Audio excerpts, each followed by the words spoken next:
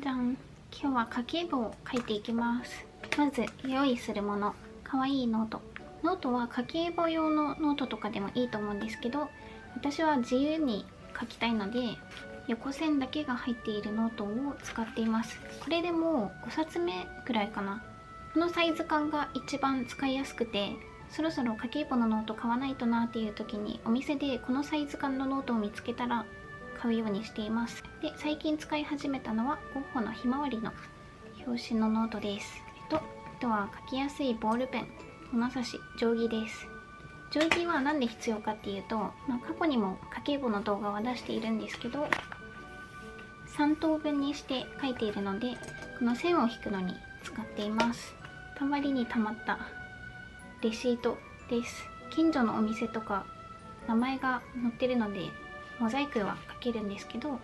私最近ね、ゆっくり家計簿を書く時間がなかったので、今書こうって思って、どうせだったらもうサブちゃんも撮りながら撮影しようと思ったので今カメラを回しています。過去にノートじゃなくてパソコンで管理したらどうですかとかっていうコメントをいただいたことがあるんですけど、結構前にね、手書きの家計簿にする理由がいくつかあって、単純に字を書くのが好きっていうことです。幼稚園生くらいの時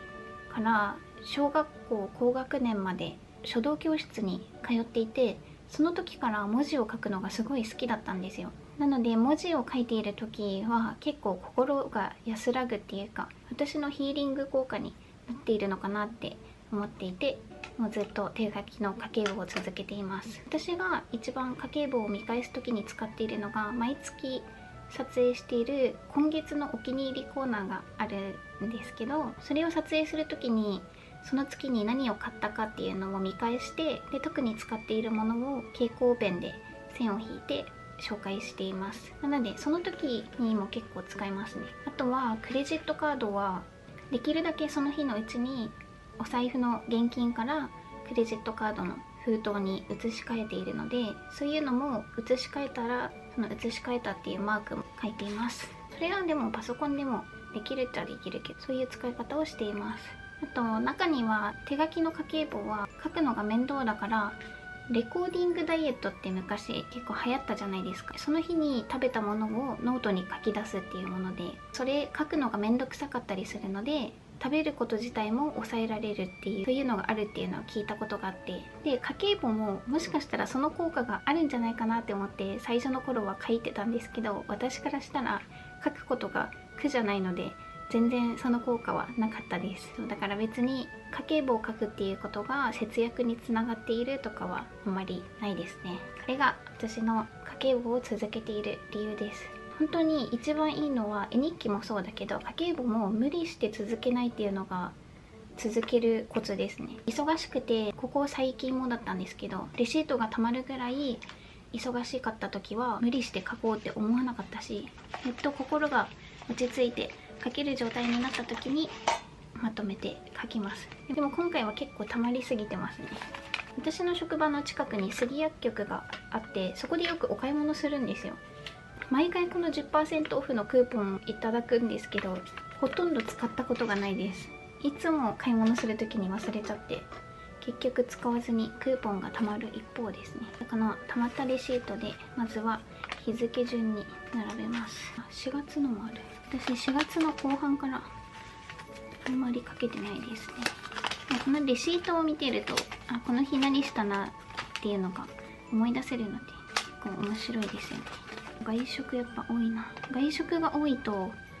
その月に減るお金の量が全然違う。外食が多いか少ないかね。だから私の理想としては、お昼ランチ代でできるだけ食費を減らすっていうのが今の目標です。お弁当でその分カフェとかやっぱ行くけどね。でもランチ削らないで毎回お昼食べに行ったりしてカフェに行くのとはまた全然違うと思うので、お弁当は続けていきたいですね。でも後から検索しやすいとかはやっぱ Excel とかで管理してた方が絶対見やすいですよね。あの時この商品いくらで買ったんだろうっていうのを探したい時とか、ノートに検索機能があったらいいのにって私めっちゃ思いますね。未来のノートで出てこないかな。誰かが開発してノートを開いて書いたものが検索できるようになる機能。今見返したら4月の21日から書いてなかったので早速書きます。これは変わらずだけど、日付は赤色、買ったお店は青色で、金額と商品は黒色のボールペンで書くっていう感じで分けてます。ボールペンの書きやすさとかでも書くモチベーションが全然変わってきますね。PayPay で払ったのは一応 PayPay って書くようにしてます。書かなくてもどっちでもいいんだけどね、これは。あとはよく行くお店の名前とかだったら、お店の正式名称を書くんじゃなくて、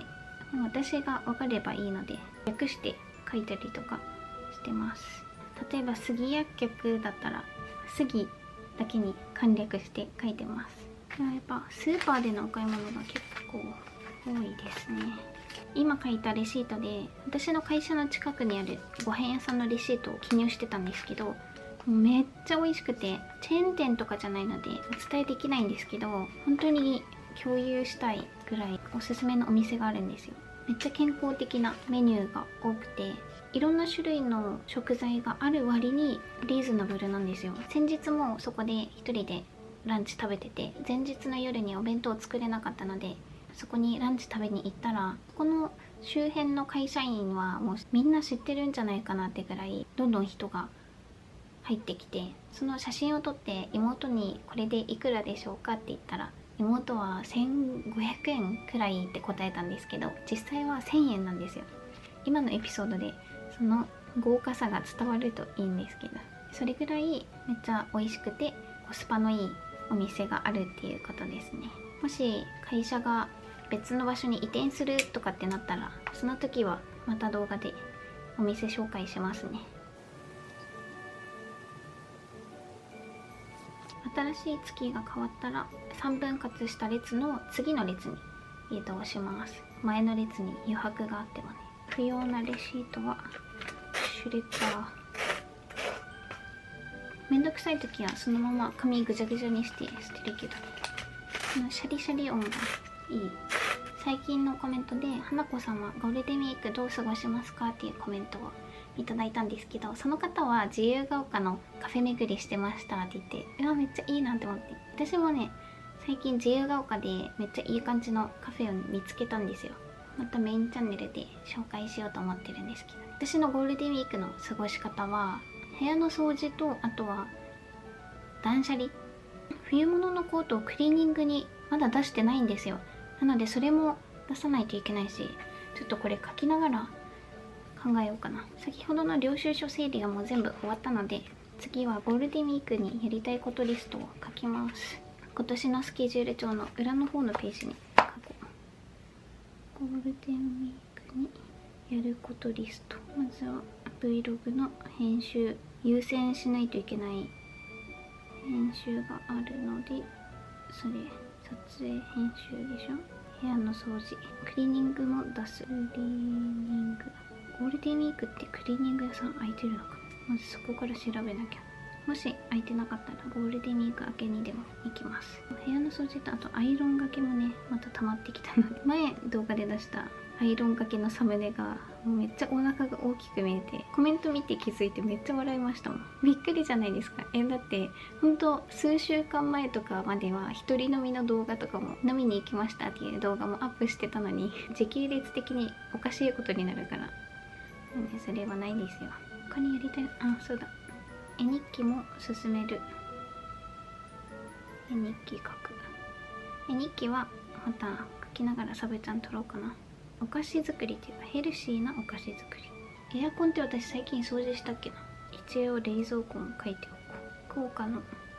予定決める。まだ決めてなかった。あと何があったかな。これぐらいにしようかな。あまり書きすぎてもそんなにできないと思うので、今日の動画はこの辺で終わります。もし外に行くっていう方は気をつけてください。本日もご視聴いただきありがとうございました。